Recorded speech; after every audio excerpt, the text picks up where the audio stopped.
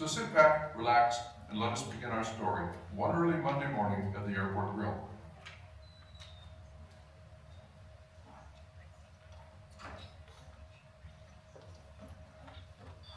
Oh, good morning, Darla. Good morning.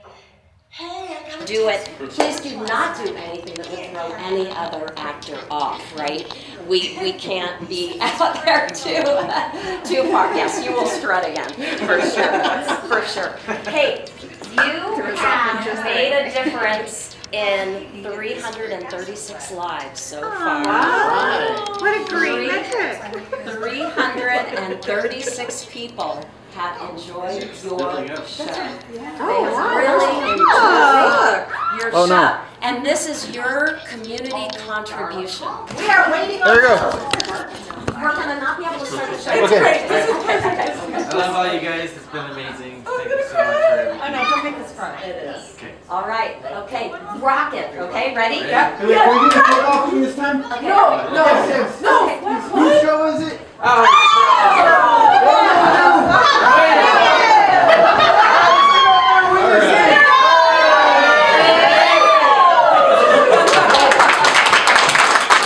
That was good to see Al in a short skirt. Hey, have you ever seen me in a short skirt? Where's my coffee? Foam or no foam? Oh, just caffeine, that's all I care about. There you go, Al. Oh, thank you, Willie. Oh, my outlook is improving already. You know, Al, we were just talking about that. We're on our own this week, and we're going to need you on your best behavior. What you see is what you get. I'm more worried about what I hear, Al. You start foaming at the mouth, and the next thing I know, Pierre won't put up with it anymore, and Sandy is bawling again.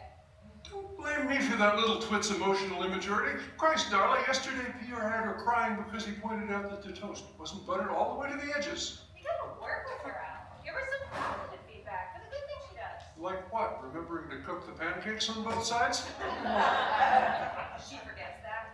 No, I was just being cute. Well, don't. Just be nice.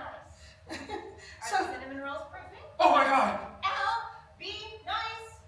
So who's cooking today, Al? Pierre and the twit. Al, All right, Sandra. thank you. What? Well, Pierre's in the back right now, and Sandra is due here in 5 minutes ago. Are you and Pierre gonna be able to handle it all by yourselves when she gets here? All we can do is our best. So is Pierre in working condition today? Well, it's Monday, and he's standing upright, but he's French, so who knows? Why do you put up with him, Al? There's a reason we don't do background checks. Maybe people. I'm so sorry! My cat laid on my alarm clock and shut it off and I overslept and then I couldn't find my keys so I didn't have time to shower. I didn't even take time to brush my teeth. I'm so sorry I'm late! There's a reason we don't check references either. Nice. So, who's running the front today? You two in charge? Chadwick will be in a tent taking over as barista today. Oh, a barista now. Yeah, it scares him less than serving. And drinks are less scary? You know what I mean, Willie. He's better when his product is well defined. Yeah? Yeah, last week a customer came in and asked for the vegetarian omelet with sausage. Chadwick says this is impossible. The sausage would make the omelet non-vegetarian. Well, he's right, you know. Well, yeah, technically. But then he starts making things up, like the vegetarian omelet is prepared on the vegetarian side of the kitchen where meat is never allowed. And if the meat ever got mixed up with the cheese, then the Pope would have to come clean our kitchen? The rabbi. What? It's a kosher thing. The rabbi. No, it's not. We don't have a kosher kitchen. Yeah, and Chad's not Jewish. And don't call him Chad, it's Chadwick. Oh, I'll call him Chad Wick, all right. Just keep him out of my kid chin. Oh my god! What was that? It sounded like an explosion. Fryer! Explosion! Big ball of fire! It is okay. Not to worry. It is gone now. What do you mean, Pierre? Something blew up. We heard it. And whatever it was scared the hell out of Sandy. And what about the big fireball? Oh, it was magnifique. That's all from outside. It was like a dragon breathing fire. So what, Pierre? Is the kitchen on fire? Oh, You're the fryer! It was a ball of fire! I'm gonna call 911. small fire, small night. It is always that way. Damn it, Pierre. What the hell are you talking about? We have a fire in the kitchen or not? No. It's out, Al. It's just one hell of a mess back here. No, it was a small fire until it went through the hood and oh, where's Maggie? Did you say you dropped your lighter into the fryer? I did. I had it out of my pocket and went. You didn't try to fish it out? No, besides, I knew it was going to explode. Well, what did you do, Pierre? I went outside to watch. You didn't warn anybody? You didn't warn me? You didn't warn Sandy? You were not here. Sandy was at the end of the night, and I did not want to make her cry. Didn't want to make her cry. Hey, that really worked out well. Is she all right, Willie? I think she's just shaken up a bit, Al. I mean, she doesn't smell singed, and she doesn't appear to be on fire. Is that right, Sandy? Yes. So how the hell did you drop your lighter into the fryer? I was on my way out to have a cigarette, and I remembered, aha, the potatoes still cooking. I turned around, and as I bent over, out of my pocket, the lighter went into the basket. So how did you know it was only going to be a small fireball? It's always that way. Always that way. You've done this here before? No, this year, not yet. But before, how many times, Pierre? Not too many. Well, this had better never happen again. If I ever catch you with a cigarette lighter in your pocket again, Pierre, you are fired! Got that? Oui, monsieur. Now get your ass back in the kitchen and clean up that mess you made. I need a cigarette then. No, Pierre, no cigarette. Oh, monsieur, I need a cigarette to calm my nerves. This has been very stressful on me. Stressful on you? Oh, I think it hasn't been hard on the rest of us. Look at Sandy. She's probably not going to be right the rest of the day. I'll be back in a minute. May I borrow a nightie?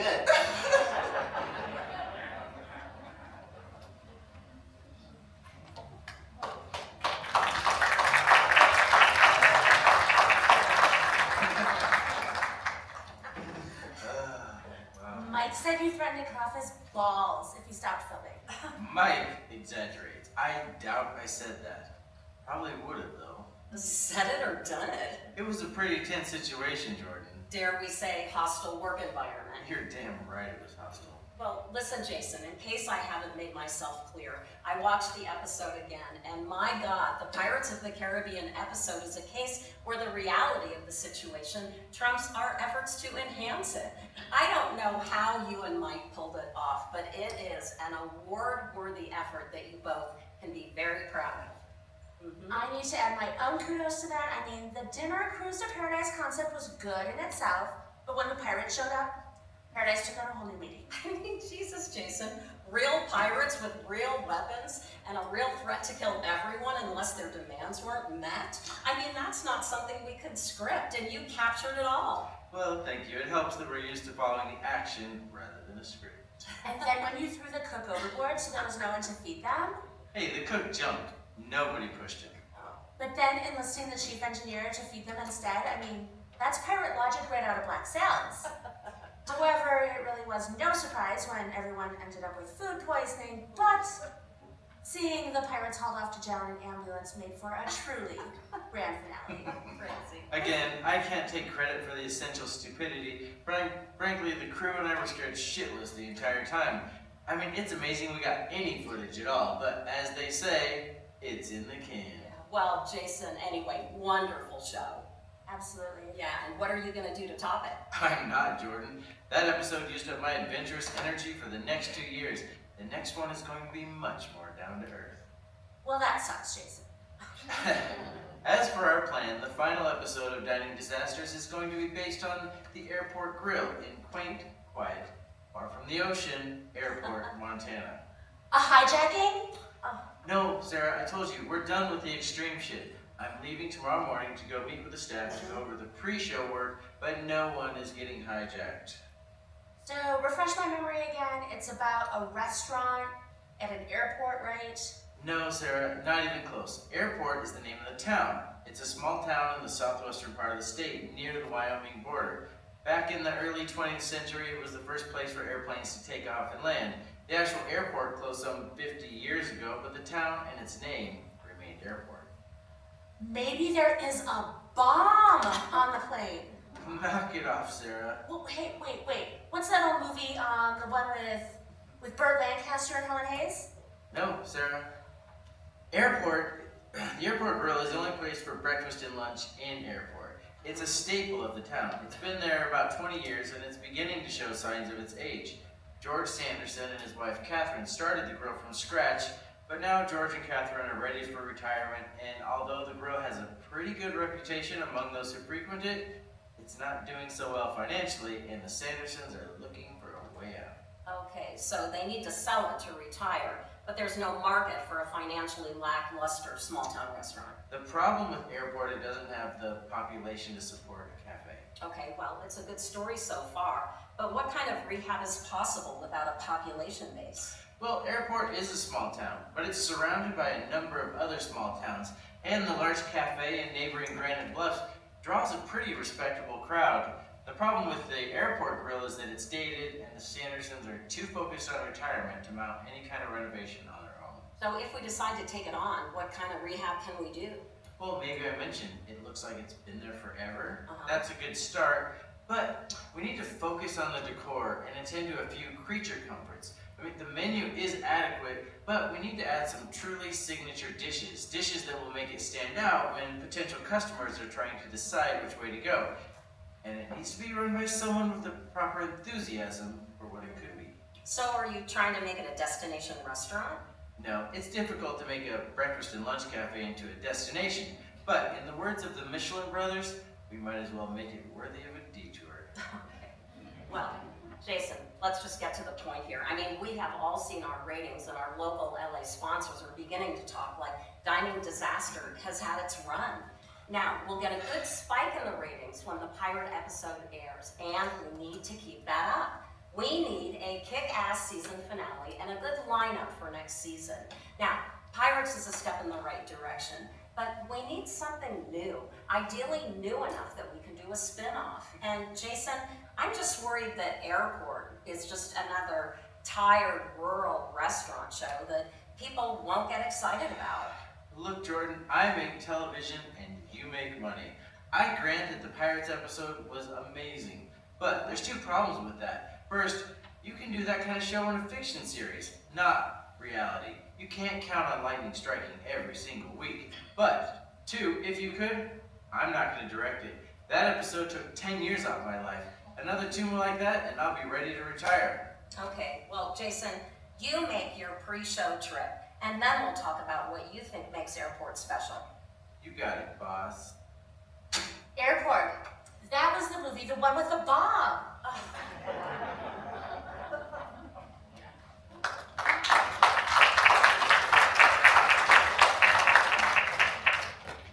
You know, a restaurant, even a small one's a lot of hassle, Dad, and that's about the extent of what we know about restaurants. So, what's got you looking at this hole-in-the-wall cafe in the armpit of the country?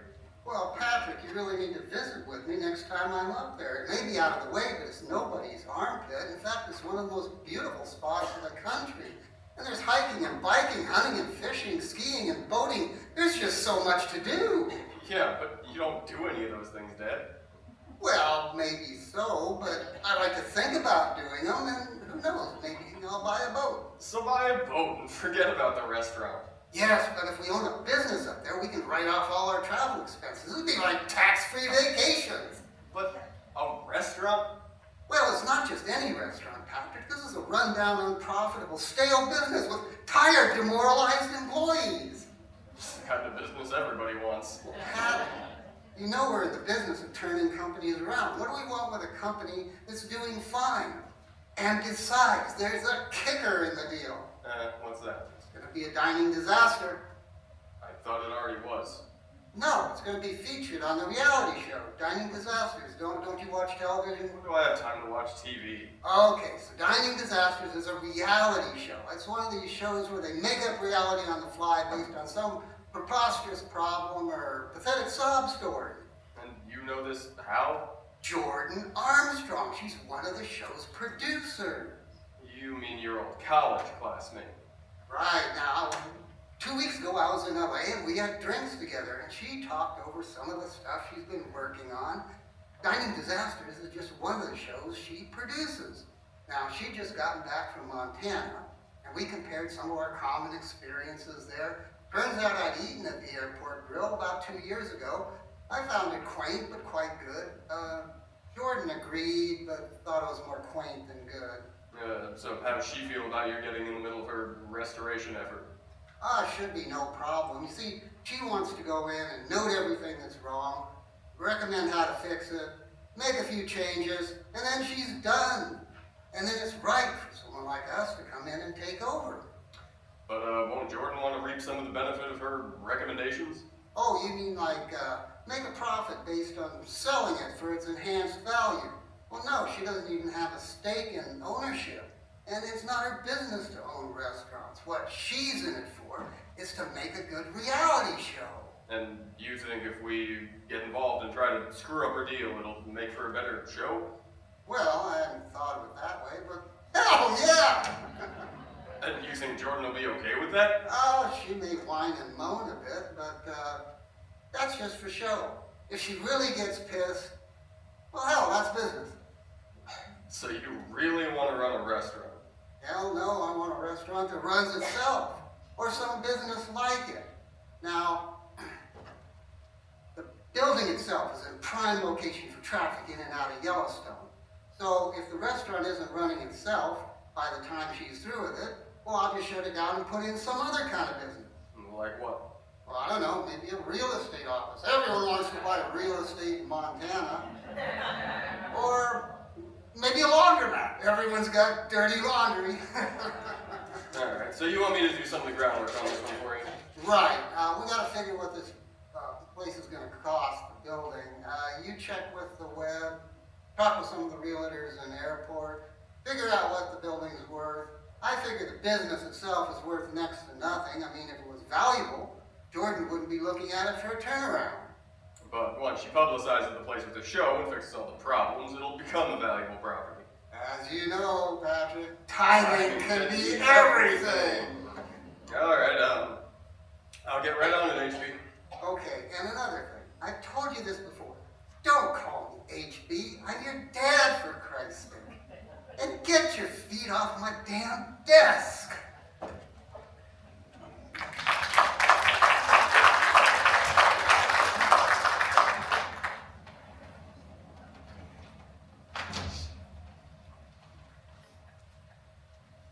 Willie! What? Willie, you won't believe the conversation I just overheard from the realtors at table 8. The ones from down the street? Yeah, Backwater, Montana Properties. Well, what did you hear? They're putting a deal together. Someone's gonna buy the grill and turn this place into a laundromat. Oh, Darla, that sounds far-fetched to me. I'm not kidding, that's what they said. Oh, Darla, calm down. There's always somebody that wants to buy the grill, but it never happens. No, this one's real. Some guy from Chicago with a business concept. Yeah? Yeah, I listened in on the realtors. Of course you did. This buyer figures that the people in laundromats are there because they don't have washers and dryers of their own. Okay, well, astute businessman. But he also assumes that they don't have washers of their own because they don't have houses. All right, well, that's probably reasonable, but where's this going? This guy thinks that the people in laundromats are homeless. No, I don't mean homeless. I mean they don't own houses. They're eager to buy a house, whatever. You know what I mean? Oh, okay, I think I'm with you so far. The buyer figures that the people in the laundromats have nothing better to do than look at houses and listen to sales pitches while they wait. I'd probably catch up on my Cosmo or Women's Weekly. Well, they're gonna shut the grill down and fill this place with cash machines, sales desks, and laundromats. Laundry machines. If that idiot had half a brain, it was shriveled from disuse. Who, the guy from Chicago? Chicago, who the hell is that? No, Pierre, you know, our French chef. First he spills 5 pounds of instant cornstarch on the floor. And then does he sweep it up? No, he decides to mop it up. So he starts mopping, and when it turns his mop bucket to a thick paste, does he stop? No, he keeps mopping, and now I've got a half an inch of glue on half the kitchen floor. Then he's stuck in it. Okay, Al. Are you gonna go in and stick him? No, he can't move. That'll keep him out of trouble for a few minutes. So, what crisis are you two solving today? Well, Darla was just telling me that somebody wants to buy the grill. They want it, they can have it. Oh, no, Al. They want to make it a real estate office inside a laundry laundromat. Huh? Yeah, this buyer figures that the people in laundromats are there because they don't have washers of their own, and they don't have washers of their own because they don't have houses. And what a better way to spend your time while your sheets are drying than buying a house. That's a stupid idea. That's what they said. Stupid. Well, people are in the laundromat. They may not have washers. That's why they're there. And they may not own their own homes. But being in the laundromat isn't the reason they don't buy a home. They don't buy a home because they can't afford one. And they can't afford one because they spend all their money at the laundromat. Yeah, something like that. You know, Airport doesn't need another laundromat, and it doesn't need another real estate office for that matter. What it needs is a restaurant. Well, wait a minute though. This could be a workable idea. I mean, think about it. They could take the washing machines and make them into slot machines. You know, casinos do very well here. I mean, ching, ching, 3 cherries and your wash is free. Yeah, you should figure out the future of real estate in Airport. I'm going to go get Pierre to do Oh, have fun. I just got a text from George. Oh. Dining Disasters is coming here tomorrow. Who? Dining Disasters, you know that reality TV show that takes a rundown restaurant and rehabilitates it? Tomorrow? And this is the first we're hearing of it? Well, George mentioned that he'd talk to him and that we might hear from him. I just didn't expect it to happen this soon. No, television? No, I'm not going to be on television. They bring cameras in here and I'll quit. Huh. And run down? They think we're run down? George says that he's going to be back on Friday and they want to start filming Monday. But their front man is coming out this week and we're supposed to figure out the plan for next. So do we know anything about television? Apparently we don't have to. All we have to do is act incompetent, desperate, and demoralized. Oh my God, you gotta be kidding me. With a couple notable exceptions, this place runs fine. I am not incompetent. And before I knew I was supposed to be, I wasn't demoralized. But I am feeling pretty desperate at the moment. Desperate to get out of this. Oh, calm down, Darla. You're such a drama queen. Of course we're not in trouble. This is reality television. It's about as real as unicorns farting rainbows. But you know, it's good advertising for the restaurant. And there's a $10,000 allowance in it for new restaurant equipment. No, we're not desperate, and with a couple exceptions, we're not incompetent either. But we could be a lot happier with more business and the new restaurant equipment to support that business. Well, you did say George would be back this weekend. I mean, that's good, because we only work here. We can't be responsible for any trouble we may have, or that we can even make any changes to make things better. Well, yeah, George is going to be on the hot seat for making any big decisions about changes. But you can bet, if anything goes wrong, we're going to get the blame for it. That's just the way reality television is. Yeah. Well, I did always think it would be fun to play the villain. yeah, and I want to be the hero! And who would I be? You can be the scapegoat who gets the blame for all Willie's villainy. No, I'm not doing this. I'm not going to be on television. I'm taking a vacation next week. This is my notice. Drama queen. Come on, Darla, this could be fun. And who knows where it could lead. Remember that Omarosa character? She played a villain for 2 seasons in a row and then ended up in the White House. So you never know. Al, what are we supposed to do? Well, there's a guy coming out from the show tomorrow to meet with me. He wants to talk about scheduling for next week. What about us? You said you weren't interested. Yeah, I'm not, but I want to know what you're up to. Fine, you can come. Willie, you want to come? No, somebody's got to stay here and keep the restaurant running. You just tell me what you need me to do.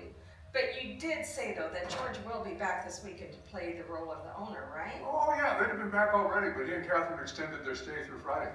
Oh, you would think they'd be tired of lying on the beach and working on their tans by now. Well, apparently somebody at the resort had to leave early, and they got to take over the room really cheap. Oh, well, George does like cheap. And George likes opportunity, like this opportunity with dining disasters. And he's going to be back in plenty of time. Okay. All right. Well, I think this is going to be a lot of fun. Yeah, We'll yeah. see after our meeting tomorrow. You two keep it running. I got to go get Pierre out of the goo.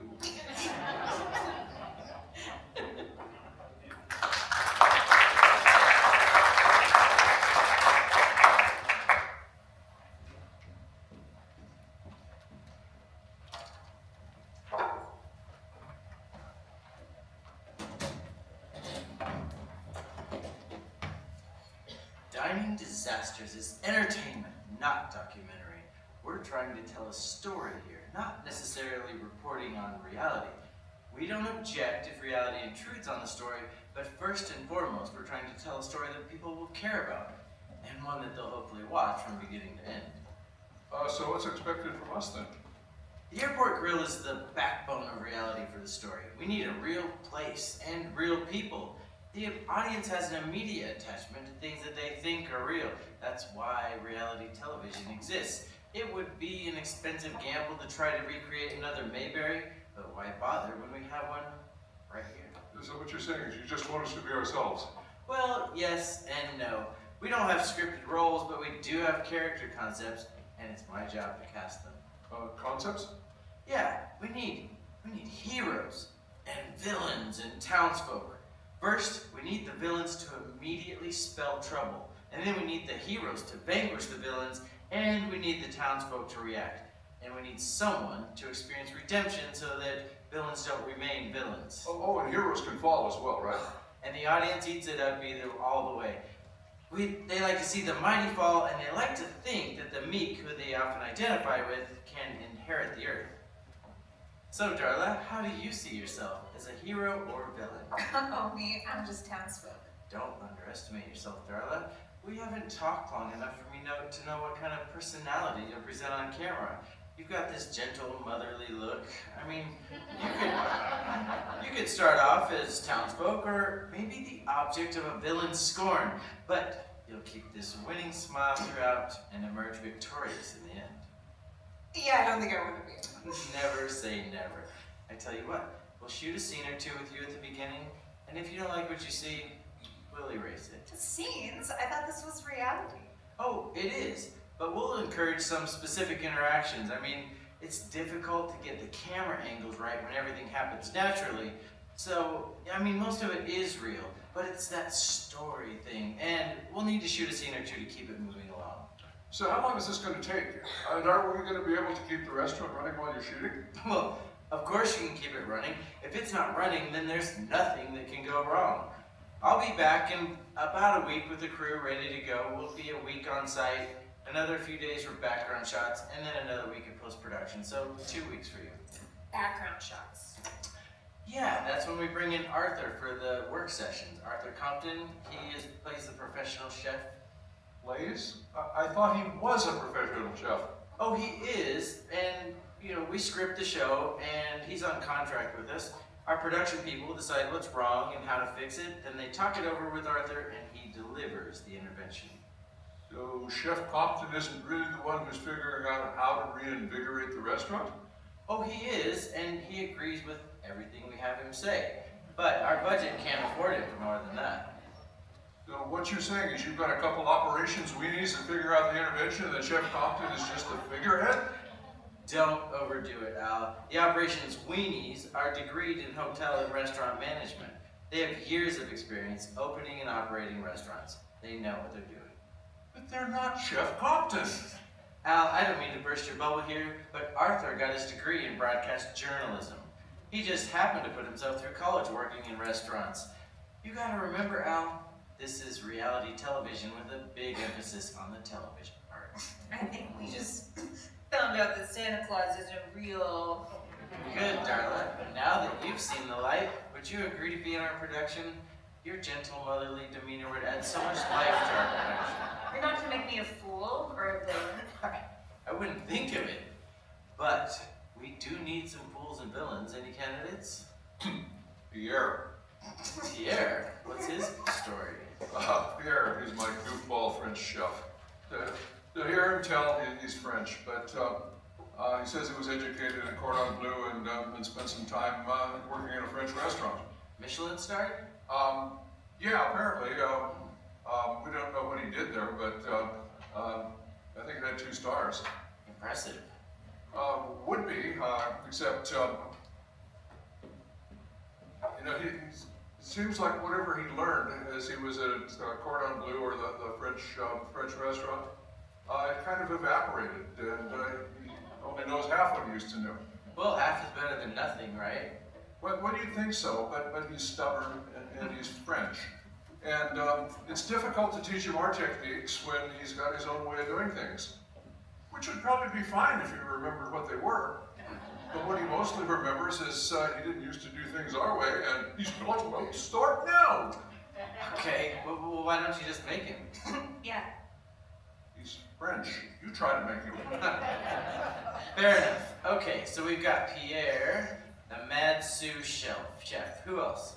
Well, there's Sandy. A waitress? Not anymore. She started as a waitress but had a little trouble with the customers. What kind of trouble? Just the usual stuff. Eggs too wet, eggs too dry, bacon too crisp, bacon too limp, coffee too hot, coffee too cold. Yeah, I get it, but how does that spell trouble? Every little thing and she cries. They complain about the grit, she cries. They talk about her hair, she cries. You know, the thing that really did it was some guy sitting alone complained that he'd been waiting 10 whole minutes and still didn't have his food. She went to pieces right there at the table, burst into tears, threw her notepad down and ran to the office, and it took Willie and me half an hour to calm her down. Okay, so now Sandy works in the kitchen. How's that working? He talks to the food. She what? She talks to her pancakes, kind of coaxes them along. Oh, Blondie, you've got to work on that tan. You better not stick.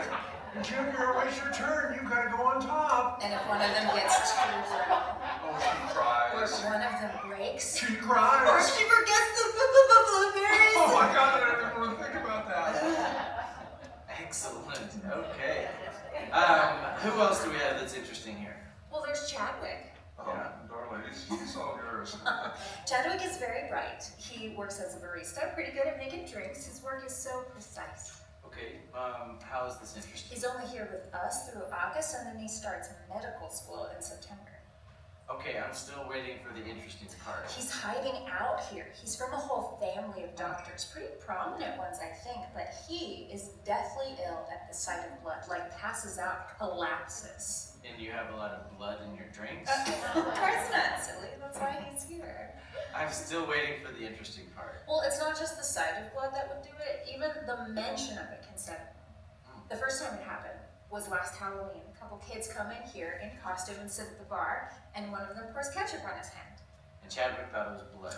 No, he's not quite that weird, but then the kid next to him kind of gets into the act, and in his best Eastern European accent says, "Blood, I want to drink blood."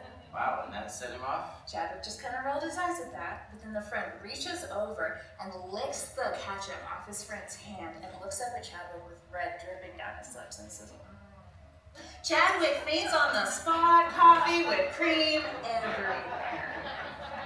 Okay, so now you hide it from the public? To some extent, those kids come back pretty regularly with their friends and try to think up ways to make Chadwick faint. That is really sick. Hey, do you know where we can find those kids?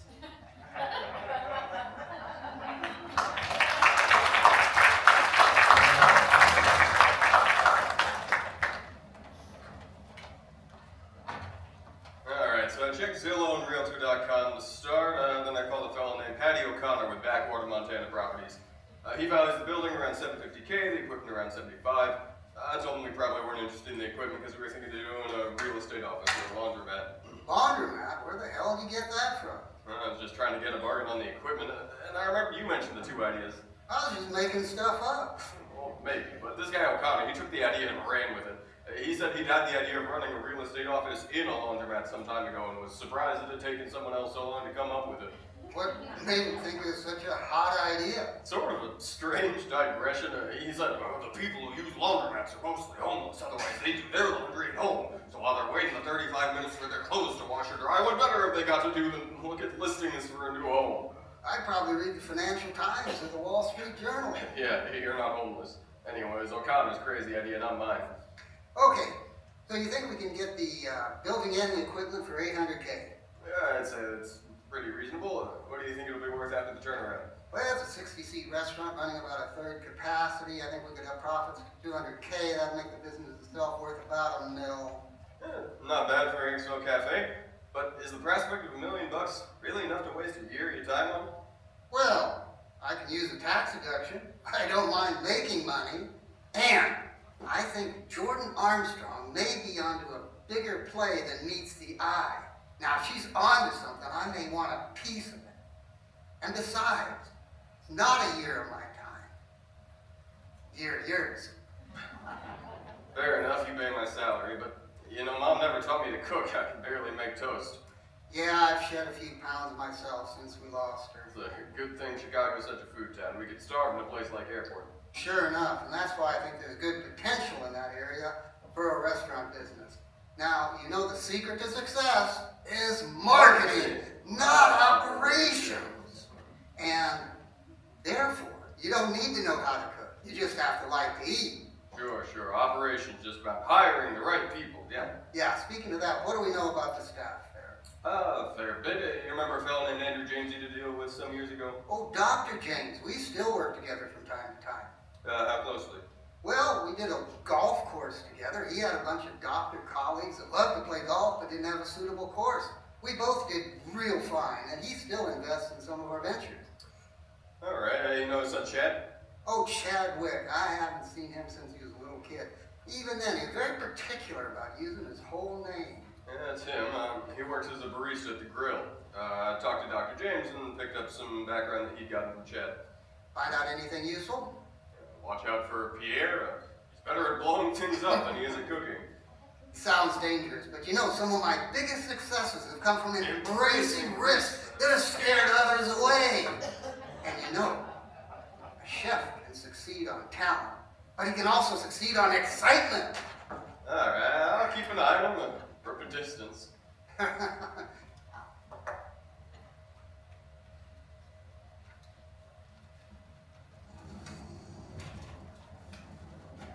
Of course, we never really know what we've got until we're well into shooting, but I'm pretty optimistic that this restaurant has a good show. It's not a dive on its last leg by any means. We actually got a hard-working core staff and a colorful character to spark the action.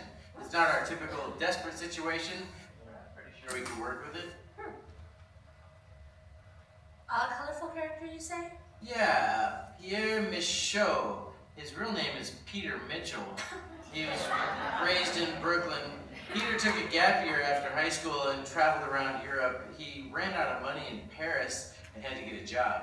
And he actually got one as a busboy in a reputable restaurant with a Michelin rating. Pierre stayed there for a few years and learned a little bit about cooking, became friends with the cooks, and picked up a sort of French accent. You learned a little bit about cooking. Yes, according to our sources, he just didn't have the knack for cooking, or dealing with restaurant equipment, or dealing with management. He eventually parted ways because of a fire of unknown origins. It was a final straw for management, but it was, it's the end of their meeting. Yeah. Well, is he the kind of loose cannon we can tolerate? Were I running a restaurant, he'd be out today. But with our goal of creating an award-winning reality show, he's just the kind of character we want. He'll create trouble we won't even have to engineer. We just have to catch it on camera. And we have a villain. Ooh, Jason, take a look at the villain. That's right. H.P. Martindale. He's a small-time wheeler dealer from Chicago. I believe you're acquainted with him, Jordan? Well, we're professional acquaintances. I've done some business dealings with him in the past, and I saw him a couple of weekends ago, but I didn't know he had any interest in Airport. Yeah, not so much in the restaurant, but he's been speaking to some realtors about the building. What? That little pissant son of a bitch. It's not just chance that he's suddenly interested in the building. He's been sniffing around Airport and caught scent of what we're doing, and now he wants to get a piece of it. You're acquainted with him? Sounds like you know him pretty well, Jordan. Well, we went to college together. Let it go, Sarah. Sure, Jordan. Yeah, sure. Okay, well, an offer to buy the grill would be incompatible with our goal of rehabbing the restaurant, but not incompatible with creating an award-winning reality show. If the rehab is a success, it's to our credit. But if it's not, it's due to the villainous efforts outside of our control. It's a win-win either way. Okay, you know, Jason, you're a good TV producer, but don't start playing games with the likes of H.B. Martindale. He can be a good guy to have on your side, but but he plays at a different level and uses different rules than the rest of us. What kind of different level? Well, he's got a lot of money to work with. I don't know how much of it is his own. I think he's made a small fortune in his business dealings, but generally he likes to use other people's money. He likes to do the strategic thinking and leave most of the footwork up to his son. And who is his son? Patrick, lawyer, like his dad. I think he was a prosecutor for a while, but then his dad lured him over to the dark side. Okay, but what kind of trouble is he gonna cause for us? I don't know. Buy the grill out from under us and turn it into a laundromat? Enough about H.B. Martindale. What else can you tell us about the hardworking stiffs at the grill? You bet. First there's Al. He's the head cook, but he's actually a lot more than that because he keeps the place running. He doesn't seem to have the ambition for management, but I think we can push that on him. And then there's Willie and Darla, who work the front of the house. They're two best friends, widows who've been there forever. And they create a real nice ambiance for the front of the house. And then there's the two college students, Chadwick and Sandy. Chadwick is a would-be medical student who can't stand the sight of blood. And Sandy is a would-be college student who can handle the stress. There's nothing between them yet, but I think we could influence that. But ultimately, Jason, are they willing to do reality television? Well, that's always the question, right? We never know until we get them in front of that camera. So the owners are feeling redundant. What can we do to keep Catherine and George out of the picture while we're filming, and H.B. Martindale for that matter? Well, George and Catherine want to do retirement things, so let's give them something to do. Jordan, do you think you could book them for a cruise while we're shooting? Yeah, I think we have some carnival vouchers left over from that gig last year. We could use a couple of those. Sarah, can you deal with them? Sure thing. Okay, thanks. Thanks, Sarah. And Jordan, when you're talking to George, make sure that you mention to him that we're going to be playing the breach of contract game so that we can push management onto Al.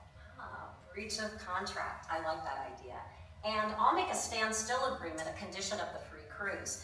That way they can't sign anything with H.B. Martindale or anybody else for that matter for 30 days. Talk is okay, but no deals until we wrap. Sounds like a plan. I agree.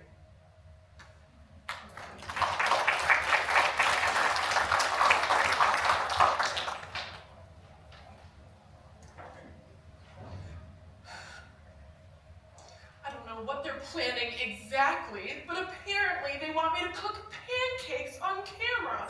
Blueberry pancakes. Well, that doesn't sound too bad. You won't forget the blueberries again, I hope. Yeah, that was pretty embarrassing. Not only that, but then I got upset and started crying. You, do that pretty often, you know. Yeah, I don't even know why. I don't feel all that upset or embarrassed, but the tears just start and things go downhill from there. I guess I can understand that. I'm kind of the same way with blood. So I've heard. I don't know where it comes from. My whole family's doctors. They practically bathe in this stuff and it doesn't seem to bother them. But I see blood and I pass out and wake up on the floor. Well, I'll try not to bleed around you, Chadwick. Yeah, well, you better stay away from Pierre then. I hear he tried to blow you up last week. Yeah, Pierre is a walking disaster. I'm really kind of afraid to work on the line with him. It's not just that he's crazy, he's got a temper too. He's not the kind of guy you want to be working in close quarters with when he's holding a knife. Oh, careful. Just the idea's gonna do a number on you. Right, sorry, Chadwick. So, are you supposed to have a scene in the show? I don't know. They were making sure I had the proper barista attire, so I think they're planning to include me, but thus far I don't have anything to do but make drinks. Serve, maybe. Maybe, provided it's during school hours. I'd just as soon not have to deal with that group of delinquents that eat here. Yeah, I'd have thought George would have thrown them out by now. Yeah, me too.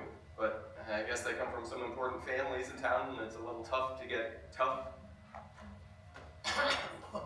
Mon chéri, I realize stardom is awaiting you. However, I have a big grill in the back that needs to be cleaned before I can start my cooking in the morning. Oui, monsieur. Like a mirror. Too sweet, yeah. You shouldn't be so gruff with her. Besides, she cries too much. Well, yeah, because you scare her. I would not hurt a fly. Well, maybe not intentionally, but things seem to happen when you're around. Things? Like tossing your lighter into the fryer? Oh, that had not happened for years before. Or that time you launched the food processor blades? No, not my fault. Those blades are not to come out to the processor on their own. Well, and what about that fire in the cardboard I pile? told George we need an ashtray. Well, just stay away from my espresso machine. It's for making coffee, not putting things into orbit. Oh, it does that? No, Pierre. I hope not. So, do you have a scene in the show? I do not know. Yeah, you're not sure what? Well, I do know that that fellow Jason seems to be keen on the way I can start fire.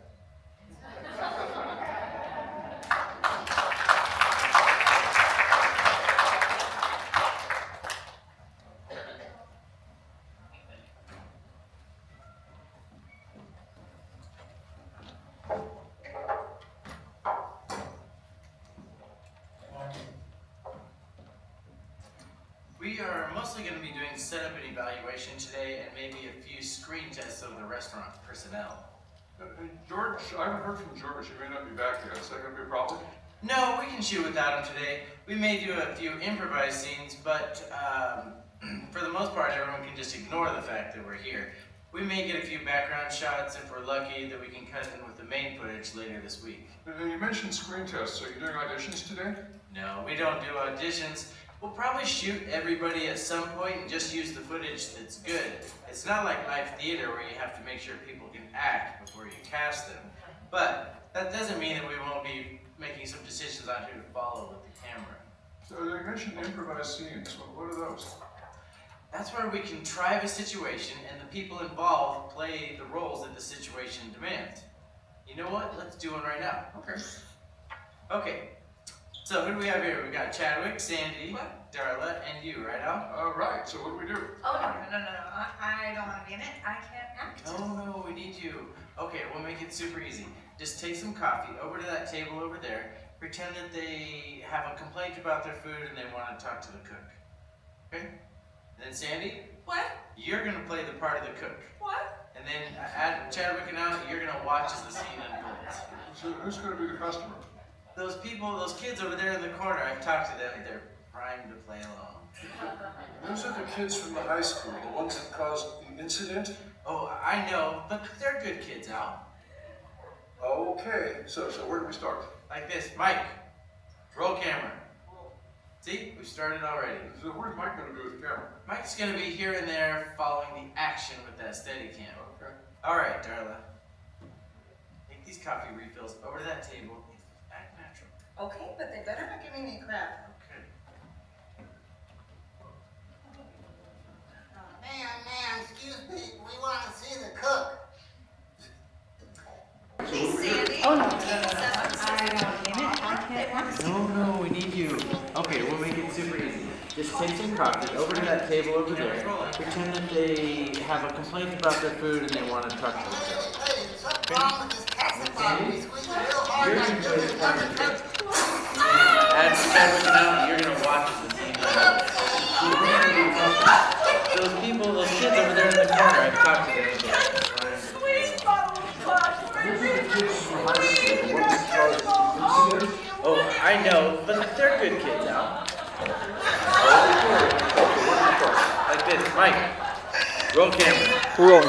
See, started already. Where's Mike going to be with the camera? Mike's gonna be here and there following the action with that steady. Alright. Thanks, Jason. Look what you've done. These copies are Just really get down. Come on, get up. It's okay. Nobody's hurt. Everything's all right. Man, excuse me, we want to see the cook. Real. Hey, Sandy. Damn it, Sandy. Clean over. This is going to go on all day.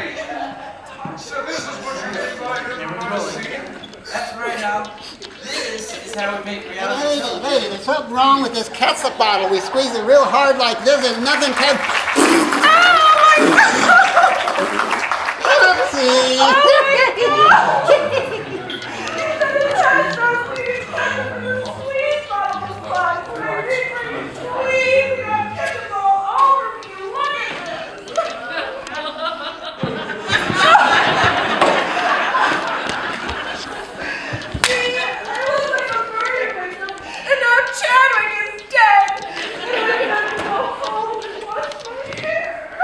Christ, Jason, look what you've done.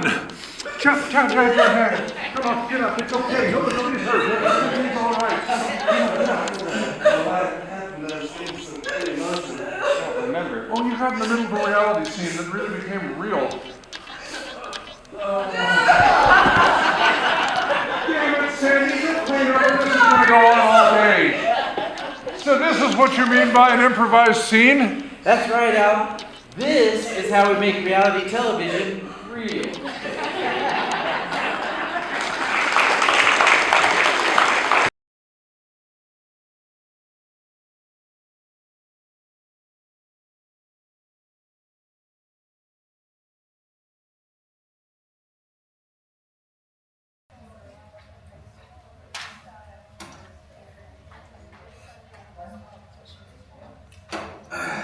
Hi, you want some coffee? Yeah. Hey, Jason? So, have you talked to George today? I thought he was going to be here today. You know, he was supposed to get in last night, but I haven't heard from him. I hope he's taking this thing seriously. You know, this restaurant may be an albatross to George, but it's life to the rest of us. Darla, Willie, me, this restaurant is like family. You know, if George let the restaurant die, we don't just lose our jobs, we lose our family. Don't overinterpret the situation, Al. It's possible that George just forgot to reset his clock, or maybe the jet lag got to him. Yeah, you're probably right. I'll call him in a minute. No, don't. We can splice him into the show wherever we want. Besides, we don't have anything planned with him and the staff or him and the customers that we can't do later. Hey, you gonna use that murder scene from yesterday? Oh, hell yeah. I think we're gonna use that as the leader, the segment in front of the title. You know what I'm learning about reality television? It's a lot more television and a lot less reality. That's right, Al. Reality is just another gimmick, like live, organic, or fresh. Cinnamon rolls, hot from the oven. Anybody want one? Oh, well, a little early for me, thanks, Willie. And I've seen too many of those to have an appetite for them anymore. Well, I'll take one. Before I was a producer, I was an actor, and a hungry actor will never turn down a hot roll. Well, I suppose you'd want that frosting on top, wouldn't you?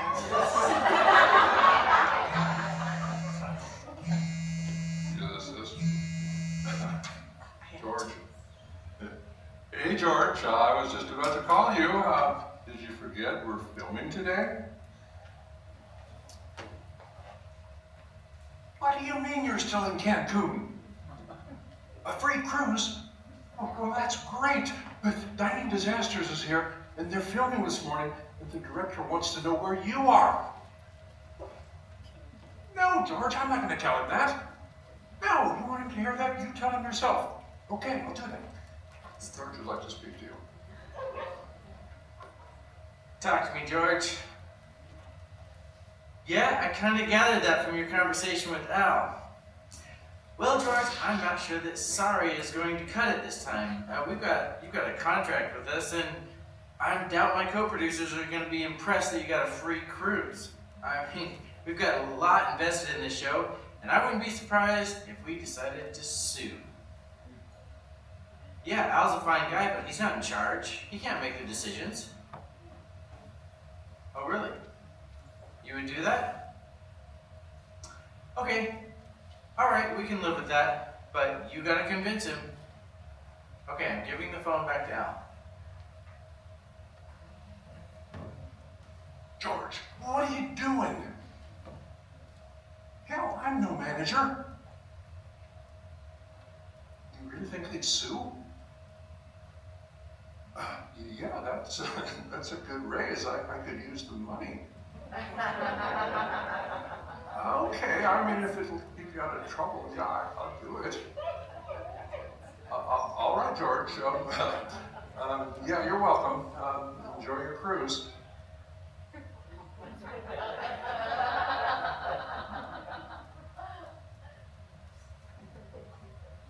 I guess I'm the new general manager.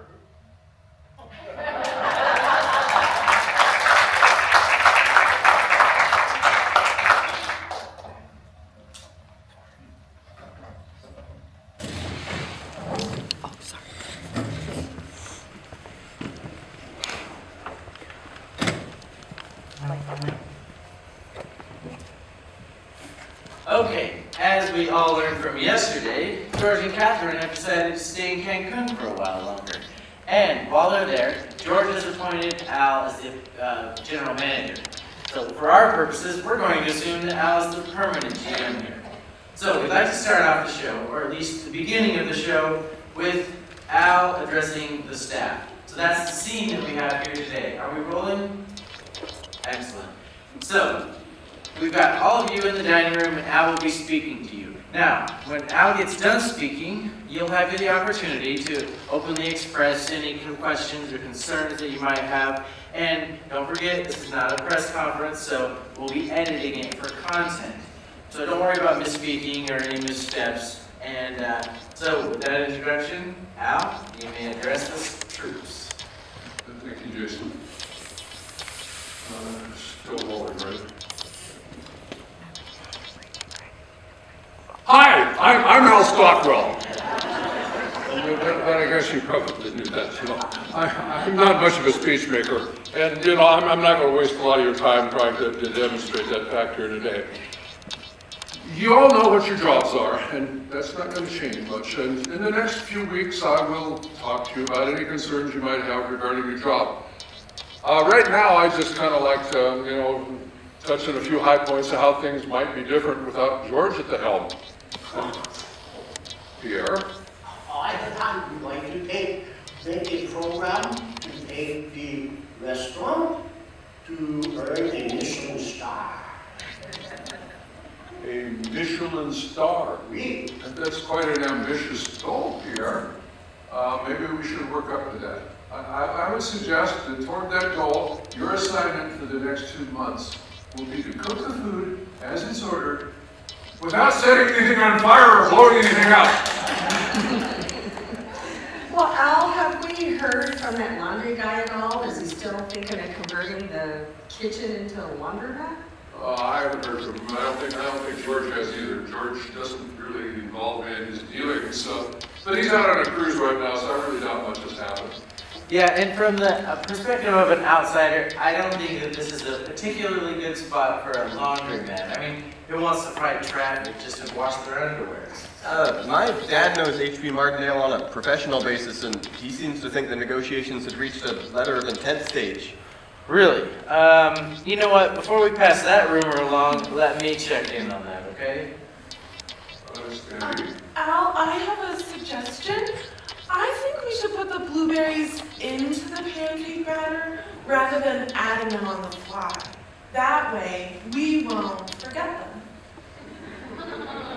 So, what do you suggest we do for the pancakes that don't have blueberries? Would we strain them out? I guess we could ask those customers who don't like blueberries to just eat around them. You could take a petit latte bowl and fill it with blueberries, and each customer could put their own blueberries. No, that wouldn't work. They wouldn't get cooked in. Then make the batter thinner and make crepes.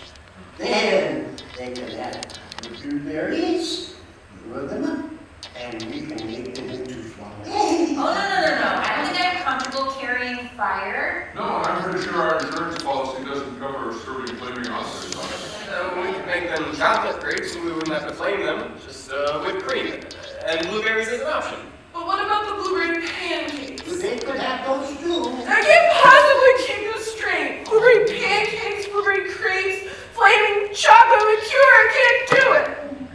Okay, if it's so difficult to put a handful of blueberries in the batter on the line, we'll just quit serving blueberry pancakes. No! And if that's not enough, we'll quit serving pancakes altogether. You can't do that. Everyone loves our pancakes. If you quit serving pancakes, then no one will eat here anymore, and that'll be the end of everything. Oh, God. Well, thank you all for a productive meeting. Let's do this again.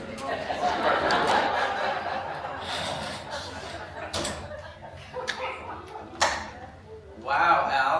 That was an entertaining first meeting. Well, I'm glad you thought it was. I haven't led very many meetings, but I'm glad you thought I did a good job. And you played that role perfectly, Al. You had that deer-in-the-headlights look throughout the entire meeting that just telegraphed the fact that you were clueless and out of your element. I mean, you started this meeting with no idea what you wanted to do with it. And when the meeting spiraled out of control, you had no idea how to get it back. In fact, the look you presented suggested you didn't even know you lost control. I thought you said it was a good meeting. Well, I said it was entertaining, and it was. It's important when writing these reality shows to create character arcs like mean to nice, scared to confident, clueless to brilliant, stupid to masterful. I mean, you had all that going for you. I did? Yeah, and starting a meeting with no idea what you wanted to do with it, that was just stupid. Don't you think that's a little bit strong? I mean, you're telling me I was... Al, the people wanted to know that their future was secure here. You didn't give them that. And when Pierre started with a Michelin star, yeah, the star is probably out of reach, but knocking it out of his hand the way you did, that was mean. Oh, I never thought. Yeah, and making fun of Sandy's fear of blueberry pancakes, that was mean too. I mean, Sandy's biggest problem is that she lacks confidence. You've got to ask yourself, Al, was your response to Sandy a manifestation of your own new position in security? Well, I'm beginning to feel like a real jerk. And I'm not done yet. The final straw was when you threatened to pull pancakes from the menu. You can't pull pancakes from the menu. Pancakes are a key to the character of this restaurant. You can't pull them, but not all your staff know that you can pull them. And that was a real punch in the gut, Al. So why did you tell me it was a good meeting? Because I'm a television producer. And television producers lie? No, Al, it was a good scene. You are now in charge of the Airport Grill, and you are an absolutely terrible manager. You remember Heroes and Villains? Yeah? You're a villain, but you don't want to remain a villain, so we're going to make you into a hero. And the fact that you're so terrible now lowers expectations and makes my job so much easier. Well, that makes me feel so much better. So, what do we do? Well, normally I would send you to management class, but fixing your problems is so easy I can do it myself. Okay, but do you know something about restaurant management? I do, Al. Excellent question. A question a good manager would ask. I do know something. I was a manager for 10 years, and I've been fixing other people's problems for the last 5. I think I can whip you into shape before we're done filming. Before we're done filming. Well, all right, you're hired. So, what do we do? Well, let's start with the easy ones. Just be nice. Nice to the people it's easy to be nice to, like Willie and Darla. Start by making a list of things they do well and make a point of complimenting them every time they do one. Yeah, but won't they just think I'm sucking up? That's why we're starting with the easy ones. You like these people. You like their work. Now figure out how to say that convincingly. Once you get good at complimenting people when you mean it, we'll start working out how to sound like you mean it when you don't.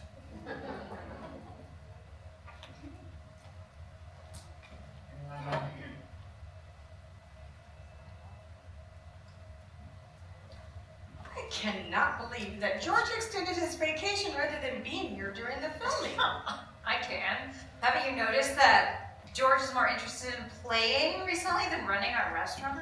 No, I hadn't. I mean, George has always been more of a top-level exec than a hands-on type of guy, and he's never really worked the restaurant.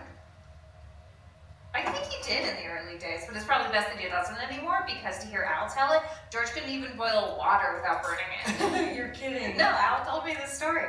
George put some water on to boil, forgot about it, let the pot boil dry, and it melted. Oh my. Well, God knows it wasn't much better in the front of the house.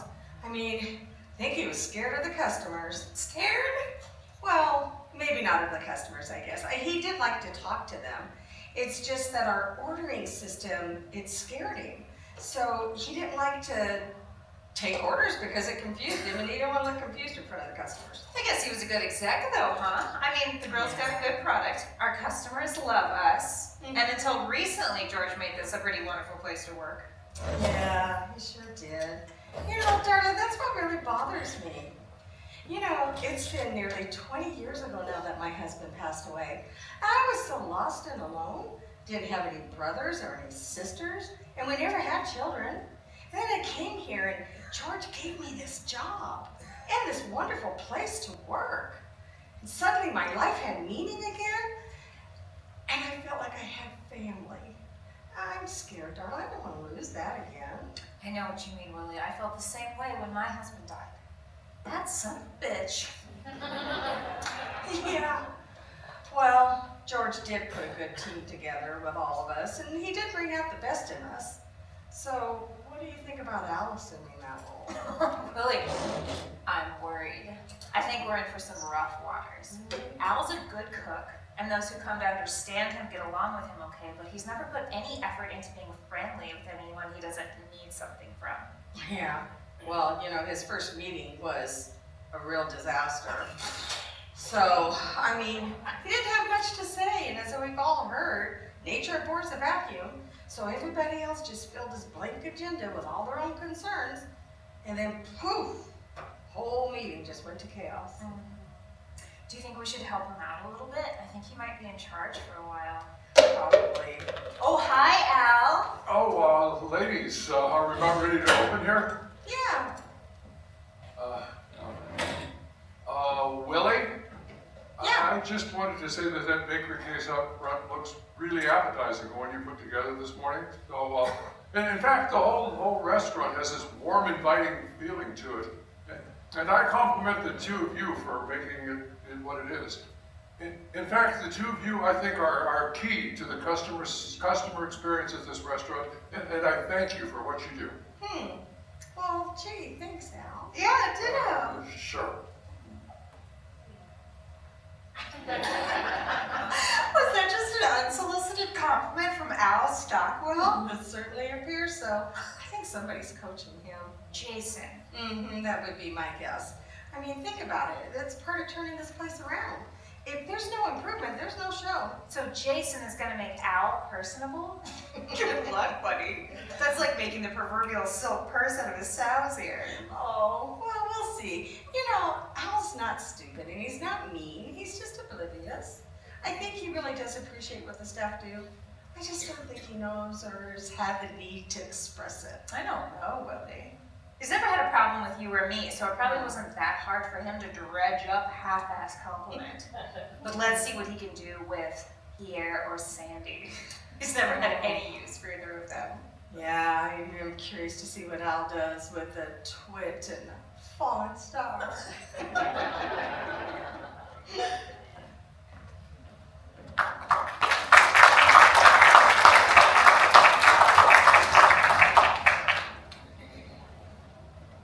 How the hell did you let this happen, Jordan? They were supposed to agree not to sign anything until they got back from the cruise. Whoa, Jason, relax. It's just a right of first refusal. It's not a big deal. Did you flunk contracts in law school, Jordan? First right gives them the ability to match any offer we might make for the business. And as we've talked about, HB Martindale is in this to win it. And he's got significant resources. It's going to be a big roadblock should we decide to pursue Plan B. Okay, well, maybe. But what are the chances of Plan B happening?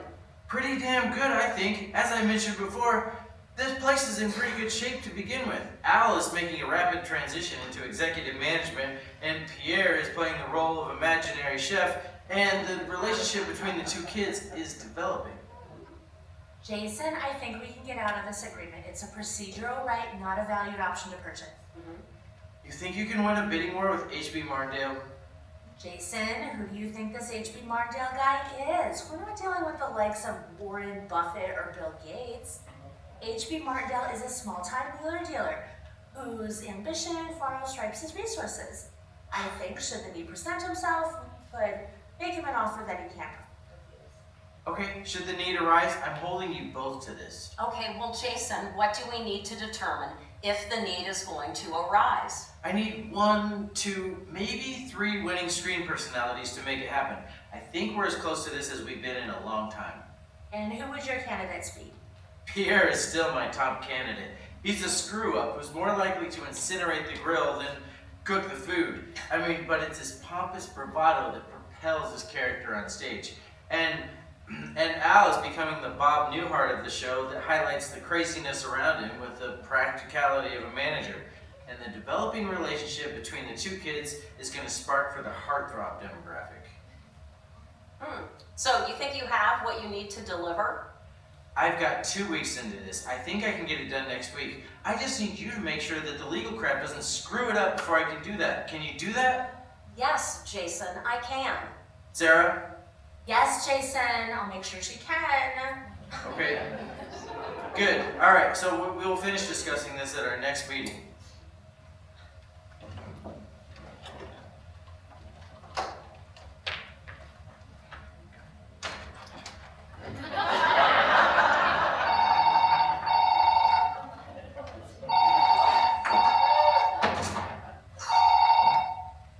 HB Martindale. Oh, don't use that HB puffery bullshit with me, Henry Martindale. You are not JP Morgan, and this is not the 19th century. I'm mad as hell at you, and I am calling just to let you know that Jordy, is that you? And don't think you calling me Jordy is gonna buy you something here, Henry. Did you really think I wouldn't find out? Well, I know your intelligence network is second only to mine, so I've no doubt you'd find out, but what is it exactly you think you found out? You know exactly what I'm talking about, Henry. I told you about our upcoming deal in Montana the last time we were together, and we agreed that it would remain strictly confidential. Well, I haven't told anybody. Don't play me for a fool, Henry. I know you've been sniffing around Airport like a dog on a scent. You are making inquiries, and my negotiations are going to get screwed up because the Sandersons are dealing with a ghost. Okay, so I had my son make a few inquiries. So yeah, I told him, but that doesn't count. He's family. Review your contracts 101 course, Henry, and I think that you will find that family is not an exemption. Well, maybe so, but you review yours. I think you'll find that it takes competent parties to form a contract. And after 3 or 4 martinis that evening, I don't think either one of us would qualify as competent. Don't you go legal on me, Henry. I've got far more litigation experience than you do, and a claim of incompetence is not going to shield you. Well, maybe not, but Airport Grill was not the only thing that was, shall we say, confidential about that evening. You wouldn't want that bag of laundry unzipped in open court now, would you? You wouldn't dare. Well, I wouldn't, but you know what can happen when you open a can of worms in open court. Now, hey, can we just back off on the emotionality a notch? Can we do that, Yes, I can be objective. So, why the hell are you being such a son of a bitch? Well, Jordy, I admire your objectivity, but what is it you think I've done? How has it harmed you? And what can I do to make it right? Anything that you do in the southwestern corner of Montana is wrong. And it harms me because it pisses me off that I don't know where or when you might pop out and strike. And to make things right, you and your minions need to get the hell out of Montana and stay out of Montana until my project is finished. Well, that's a pretty tall order, Jordan. I mean, I have business in many states. Montana is just one of them. Now look, as I understand it, your business is telling stories and somehow making them seem real, then making lots of money selling them to the networks that buy them. Well, I have no intention of encroaching on that business. I wouldn't know where to start, even if I wanted to. But our stories are about real restaurants and making them successful. Our stories aren't interesting if some real estate magnate comes in from the east and buys up all our restaurants and turns them into laundromats before we have a chance to rehab them. Well, I can assure you, I have no interest in laundromats anywhere in the country. My interest is in real estate. And even if I wanted to open a restaurant, I'd rather work with you than against you. But I don't want to own a restaurant. All I want to do is tell a good story about turning a failing one around. And our stories are simple. Bad food, bad service, bad management.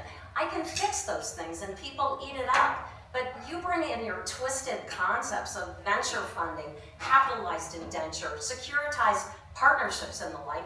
Well, my audience just turns off. Okay, well here's what I can do. Now, are we both quite sober this evening? Stone cold. Okay, here's what I can do.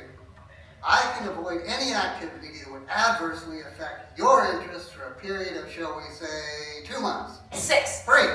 Okay, deal. But damn it, Henry, if you turn your back on this deal, I swear I am going to take you to court and I will sue your ass until the elastic sags and your shorts fall off. Good night. Good night. That man is the most annoying, frustrating, exhausting bastard son of the bitch on planet Earth. God, I think I'm in love with that woman.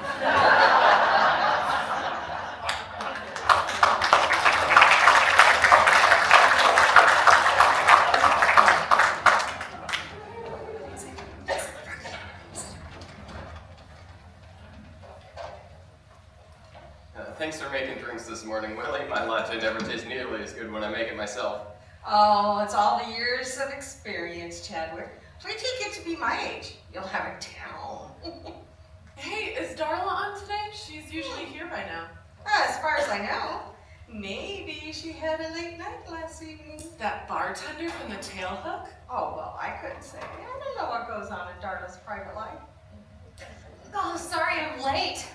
I had a damn deer on the way to work. Oh, Darla, are you okay? Yeah, it was a small deer. And your car? You know, I didn't see any damage, but like I said, it was a small deer. Oh my goodness, well, what happened? I was driving down Propwash Avenue, and there was a couple of deer walking along the side of the road, so I slowed down. But just when I thought I'd passed them, I heard the crumple under my car that sounded like, you know, a deer. Thump, thump, crunch. Oh, so did you stop? Not right away. I guess it was the surprise, but I did, and looked back from about 100 yards, and you could see the legs sticking up, you know, not moving. So did you turn around? Of course, it took me a second, but I got turned around, came back, and it was a young deer, lying dead on the road, just not moving, clearly dead. Oh, so did you pull it off the road? You know, I would have, but the mother deer was standing guard or something, and I didn't want to challenge her. Yeah, it's probably good that you didn't, because you know, deer can be dangerous. You just left it on the side of the road? Yeah, like I said. What's with her? Well, she's probably never hit a deer before. I'll go check on her. Thanks, Chadwick. Maybe I was like that the first time I hit a deer, but deer strikes are just a part of driving in Montana. This is number 4 for me. Oh, I win. My count's 5.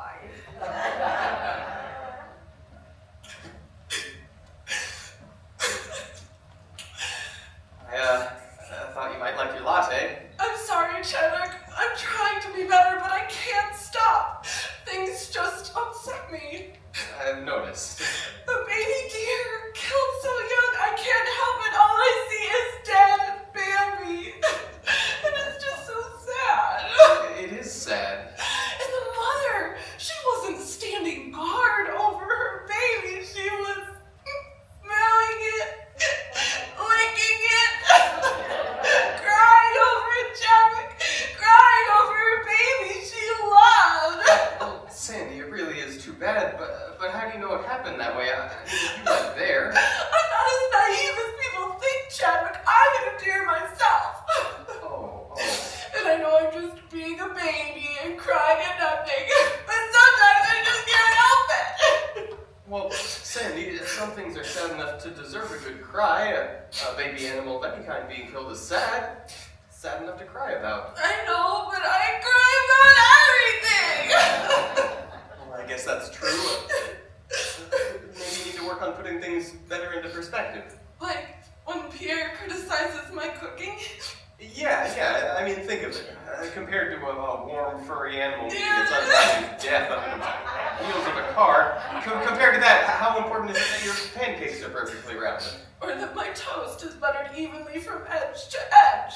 Yeah, life isn't perfect. Some things are worth crying about, some things aren't. Like that asshole Pierre and his constant nagging. Yeah, like that asshole Pierre. You're right, Chadwick. I need to work on separating the important stuff from the trivial, and to quit dramatizing the trivial. That's a good plan. It might take some practice. Like pancakes that are oval, toast that's too light, eggs that are too hard, and Pierre's insane rant. Yeah, like those. And a baby deer lying dead on the road. No, Sandy, that's worth crying about. Oh, Chadwick, it's just so sad. That poor little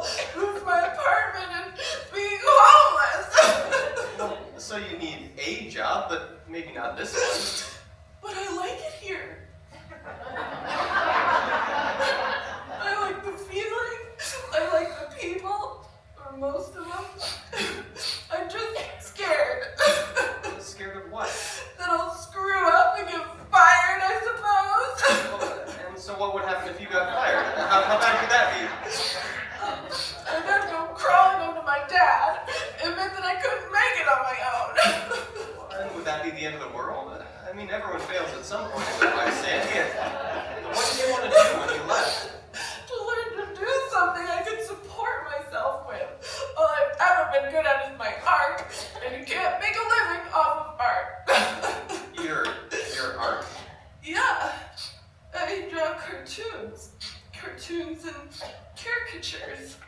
What, like comics or people? Can you show me anything? Yeah, sure. Here's a caricature I did of Al. Whoa, that's really good, Sandy. And here's one of Pierre. And here's one I did of you. No, stop, I'm sorry. I shouldn't be joking about something like that. These are amazing, Sandy. Have you shown these to anyone else? Of course not. Well, why not? They won't think they're funny. Well, maybe Pierre won't think his is, but everyone else will. How many of these do you have? A lot. I have at least one of everyone who works at the grill. Okay, Sandy, here's what we'll do. Send me your best caricatures of everyone here unsigned. I'll print them out and post them up on the back wall, and we'll see what the reaction is. No one will know who did it because no one else has seen your work, right? No, you're the only one I've shown them to. You have to understand that the only bad reaction you can get is no reaction at all. People either love or hate good caricatures, so as long as they notice, it's a good review.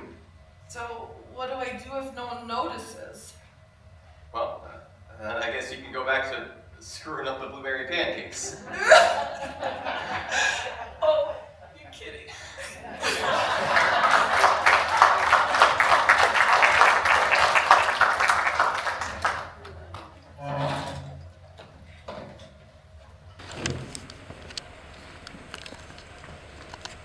Okay, we need an establishing scene. So I want you two to start behind the bar. Mostly look at the camera, but you can work off each other and look at each other if the mood arises. Now, I want you to think back to before I got here. Things were bad. You were starting your day off, browsing about the bad management, poor working conditions, and the fact you hadn't slept in a month because you have to work 2 jobs to make ends meet. I've never worked 2 jobs at once. Yeah, and conditions weren't all that bad back then. All was crabby. But that's not the only difference. Okay, I'm not asking you to lie, but we're trying to show improvement due to the intervention. And it's easier to show improvement if things start bad. So don't lie, but think back to the fact that you hadn't slept in over a month. Your car was about to get repossessed, and your daughter needed glasses you couldn't afford. That's never happened to me.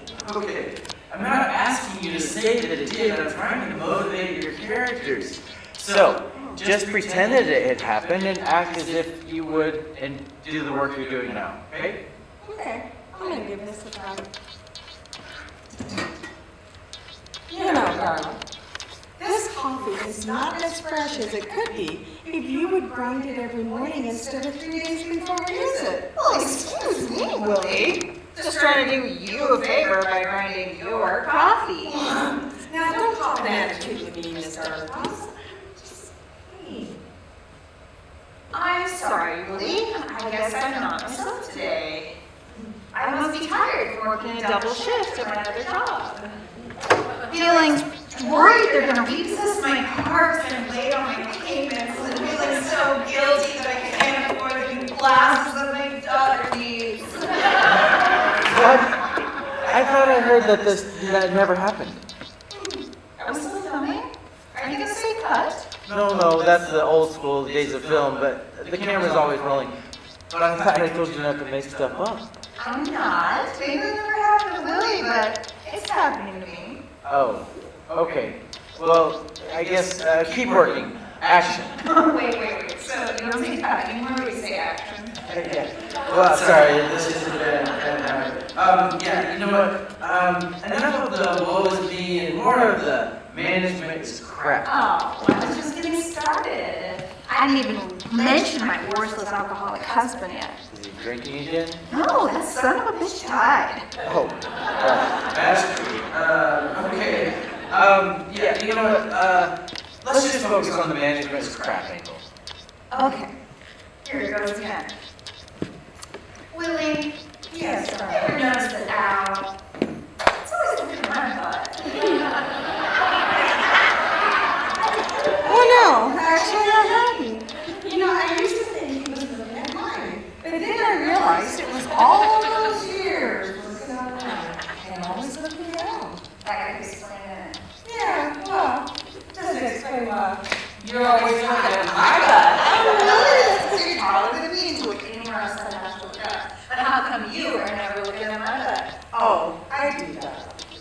they'll never notice because you're always looking the other way.